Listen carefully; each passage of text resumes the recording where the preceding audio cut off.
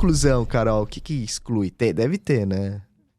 Tipo assim, os As principais. exclusões hoje, elas estão muito focadas, assim, tanto no perfil de risco que a seguradora não quer ter, obviamente, por isso que tá lá, né? Aham. Mas também tá muito focada nos critérios de bem-estar animal.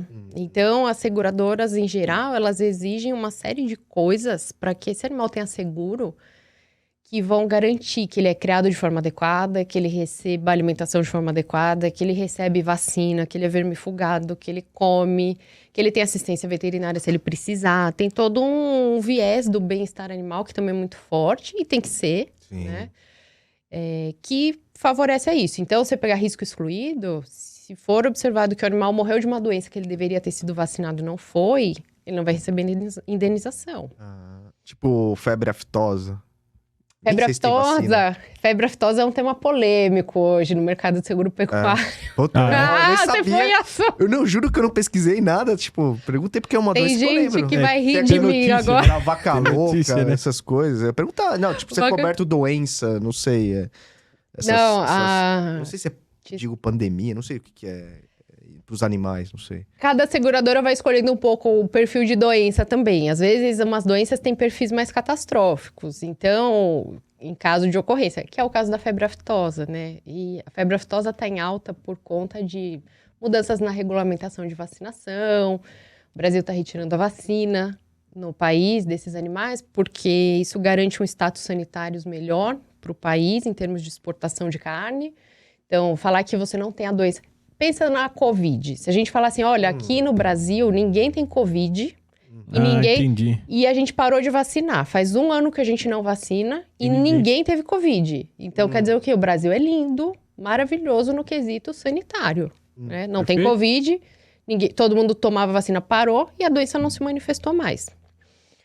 Transporta isso para mercado de carne. Então, Brasil super forte no mercado de carne, que, tanto localmente, mercado interno, como mercado internacional, mais ainda, na verdade, né? Verdade.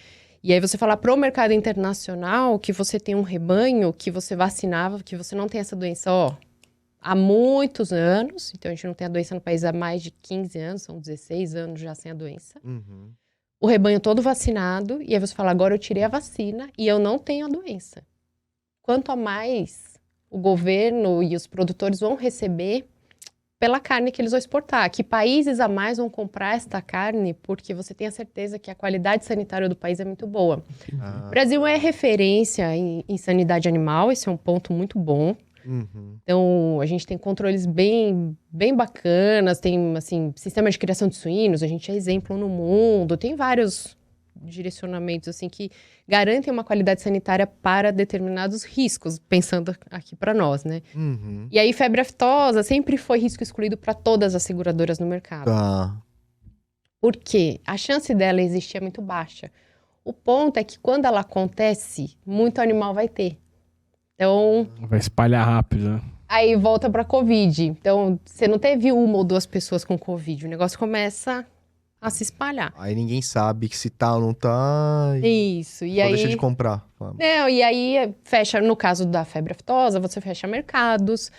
Então, pensando no setor produtivo, tem um impacto grande, né? Então, na fazenda do Rodrigo teve febre aftosa, a fazenda do Rodrigo vai ficar interditada, ele vai ter que eutanasiar os animais dele, Nossa. ele não vai poder comercializar mais nada por um certo período, fecha o trânsito, tem um impacto financeiro muito grande, além do impacto dos animais, né? E aí, o que acontece? O governo determinou, então existe um plano do governo federal, do Ministério da Agricultura, que está em implementação de retirada da vacina. É um plano bem estudado, foi desenhado, cada estado tem um momento de fazer essa mudança.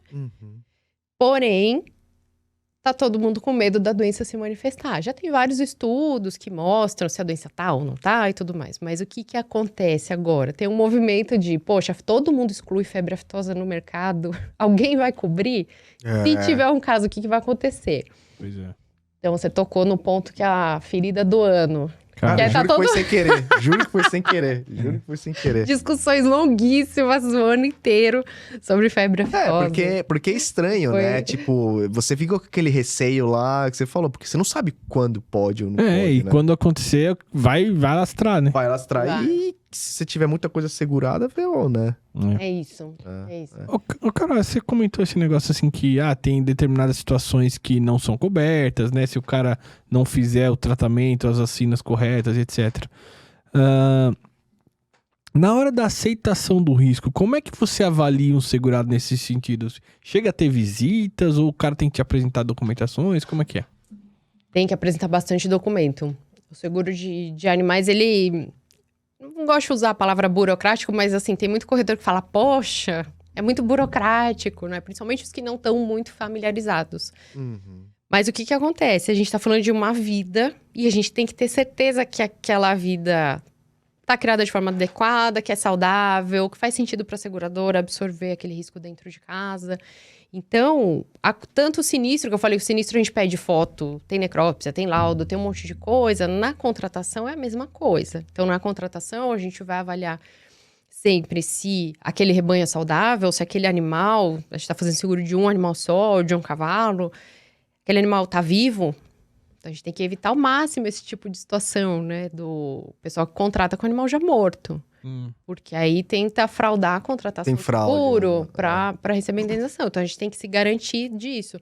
Ele tá vivo, o animal tá em atividade. Então, se a gente tá fazendo seguro de um animal de esporte, vamos pensar nos cavalos, aquele animal tá em atividade frequente, de quanto em quanto tempo ele faz prova? Quando foi a última prova dele? A última prova dele foi há 2 anos. Faz sentido a seguradora absorver um risco de um animal que está parado há 2 anos? Por que ele está parado há 2 anos se ele é saudável e se ele é criado para aquela atividade? É um cavalo de salto, mas ele não salta há 2 anos.